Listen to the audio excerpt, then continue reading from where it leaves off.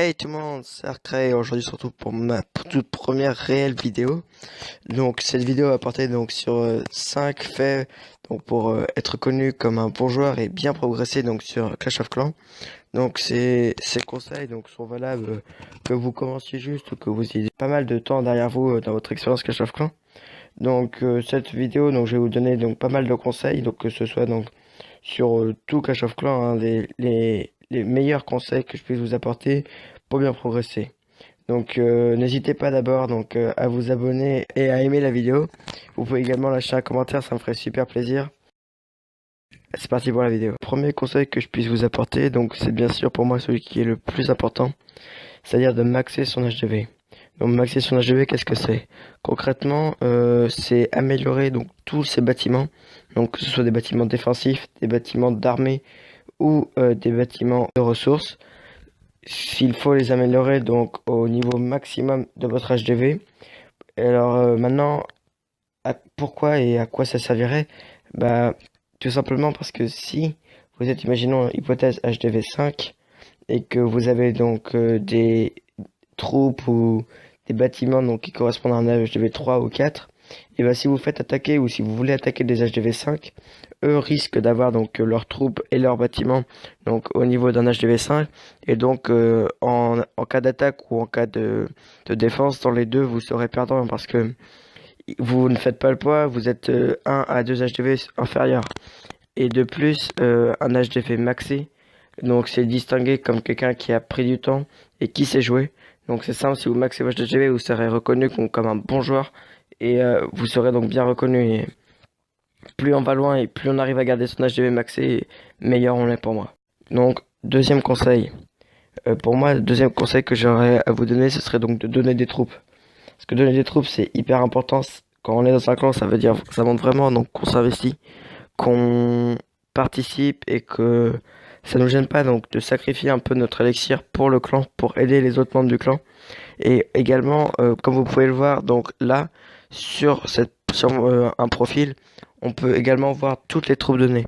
Donc ça peut être un critère de recrutement pour voir si on voit que vous donnez donc beaucoup de troupes, ça peut être un critère donc pour vous recruter, ou inversement si on voit que vous êtes bon mais que vous donnez pas du tout, les joueurs donc les recruteurs peuvent voir que vous n'êtes pas donneur, pardon, et donc en conséquent que vous ne donnerez pas. Et surtout ce qui est important, c'est quand on commence à être dans de plus gros clans, ce qui est important, c'est surtout de donner des troupes pour en recevoir, comme j'ai expliqué donc dans ma précédente vidéo.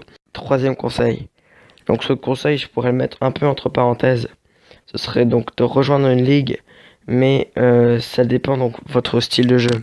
C'est-à-dire que si vous rushez rejoindre une ligue, ça vous est que bénéfique évidemment.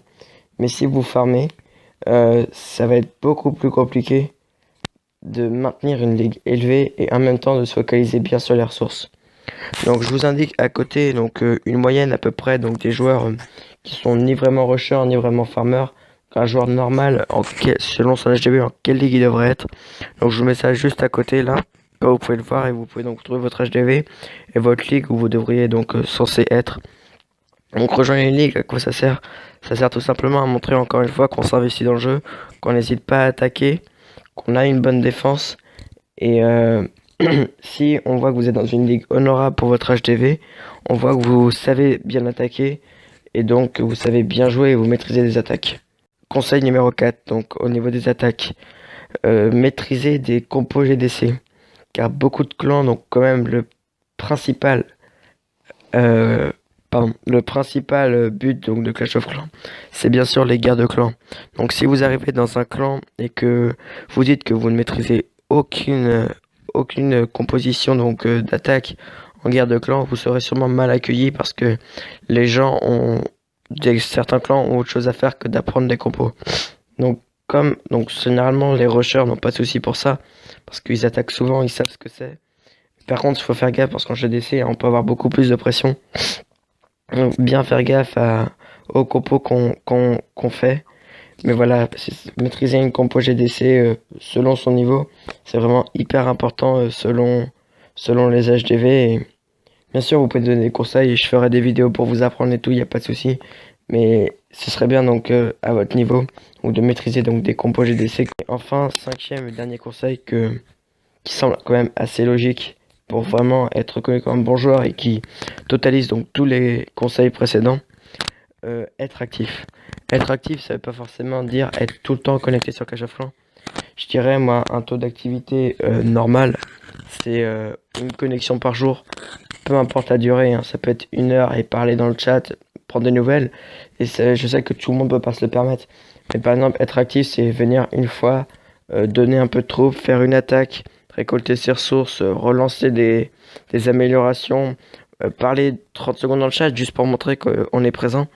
Et juste ce fait de montrer que vous êtes là va garder une bonne image de vous, et le clan aura une très bonne image positive de vous.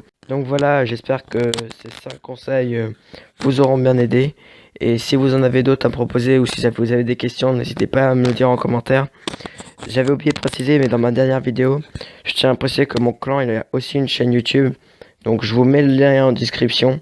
Donc n'oubliez pas, vous pouvez aussi aller sur le site, je vous mets le lien également. N'hésitez pas aussi à vous abonner, à aimer la vidéo et à lâcher un commentaire. Ça me ferait super plaisir. Et moi je vous dis à plus pour une prochaine vidéo. Salut!